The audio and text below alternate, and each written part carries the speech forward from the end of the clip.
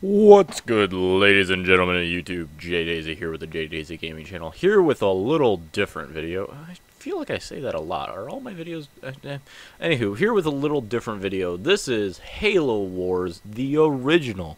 It just was released on Steam this last week. It's called the Definitive Edition, or Director's Edition, or something with a D edition. Dick Edition, for all I know. As best I can tell, there's nothing different. Halo Wars, to me, was one of the few was about the only RTS you had on Xbox. When I was back on the consoles, in my room, and in high school, when I played on an Xbox 360, I played the hell out of this. I am a big RTS fan, if you haven't been able to tell. So to be able to have an RTS on the Xbox was great. I can't say I was that big of a buff on the Halo universe. I played from 2 up. I don't think I ever played ODS. Played what was that? Reach a lot. Halo Wars 3 or Halo 3, of course. And then I haven't played the 4th one. I think is that the newest one? There's one other maybe. So yeah, I very much am not a huge Halo buff. But I definitely played the shit out of Halo Wars. And the fact that they've just released it on Steam now, after they just came out with Halo Wars 2, is kind of a head scratcher. It makes it almost feel like, hey, we're always going to be one game behind letting it on Steam. I don't know if I've ever stated this on the channel, I don't like the Windows Store, mainly because almost all my games are through Steam. And I just prefer it that way. I like to just have everything in one spot and not have to worry about it. I only have one game in the Windows Store, and that's Horizon Zero Dawn, which is supposed to get a review, but the reason I don't like the Windows Store again is because my video capturing does not like, for some reason, the way they open up the games. My capture software just does not like it at all. So buying a game on the Windows Store means it's really hard for me to record. I did do a review of Halo Wars 2. I had to go through some back ways to do it. And that was an early look. And I've been thinking about if they would release it on Steam, Halo Wars 2, if they released that on Steam, you'd have a video up that day. But it's just the fact that they have it on. They refuse to put it on Steam. But this is Halo Wars, the original, from 2013, I think? Question mark. And as I was saying, it's an RTS. That originally was designed for. It was released in December 20th of 2016. It is $19.99 on Steam right now, and it is Halo Wars: The Definitive Edition. But it's an RTS that was developed for consoles. I don't think anyone can argue that it was developed for the Xbox 360. So it's very, very basic. You're not going to be seeing any groundbreaking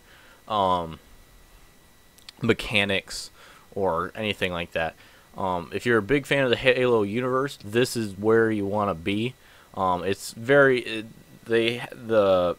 unit restrictions are kind of low, but instead of having a single soldier, it is a squad of soldiers, is where they make up for it.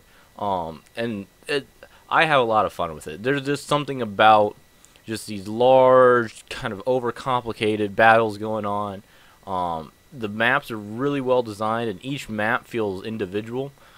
Each one has their own little special quorums, certain choke points, certain things you can activate. Whether it be a shield wall or a sniper tower or the flood. Even if you're not, even if you're not a Halo buff or Halo person, I think this is a solid RTS enough. At $20, it is definitely. Even though it is a little bit older, about that's a year now, 2 years.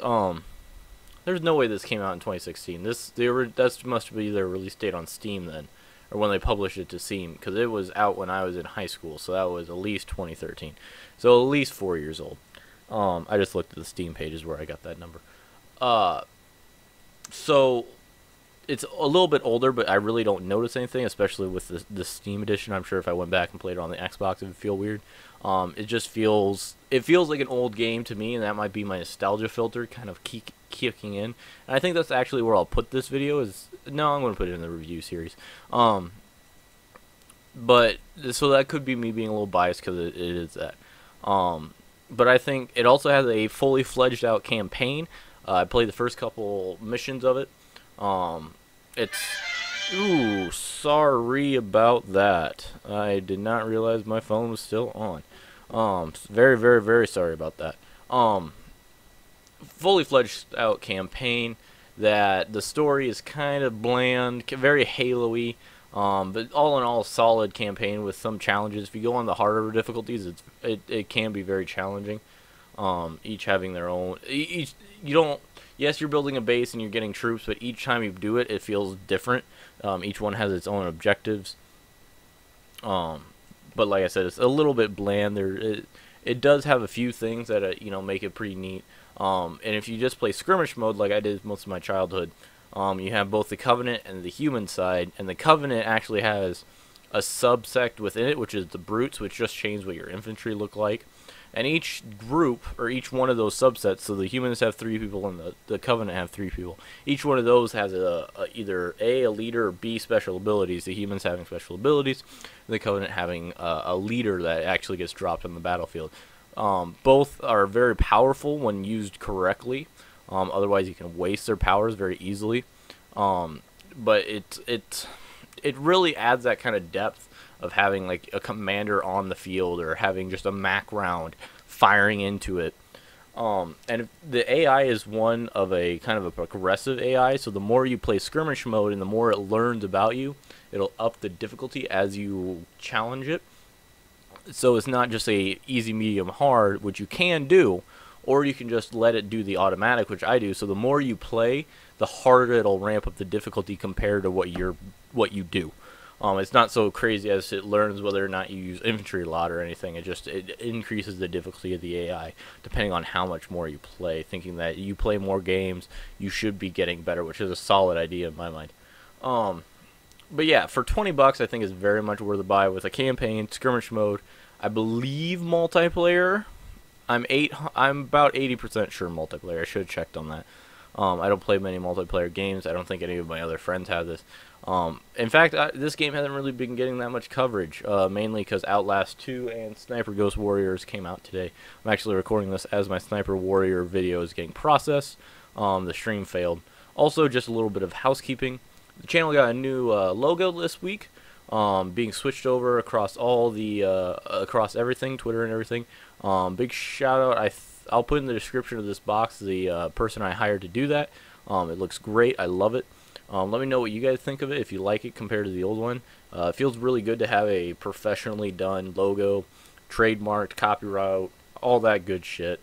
The channel's picking up a lot of steam, so I felt it was time we finally did get a better logo. I'll try and keep this video short and end it here. Halo Wars Definitive Edition on Steam. Highly recommend if you're an RTS fan and just want a simple casual game. If you're a fan of the Halo universe, definitely recommend it. If you want something a little different than the first-person shooter. Solid campaign, little bland, but all in all, good campaign. Really solid skirmish mode versus an adaptive AI, which I think is really cool that more games need to should have adapted, and they don't. Also, it's just a great nostalgia trip for people like me that were big Xbox 360 fans. Yeah, guys, let me know what you guys think down in the comment section. As always, all your comments are appreciated either here or on social media. And as always, we're all in this one together. See you in the next one.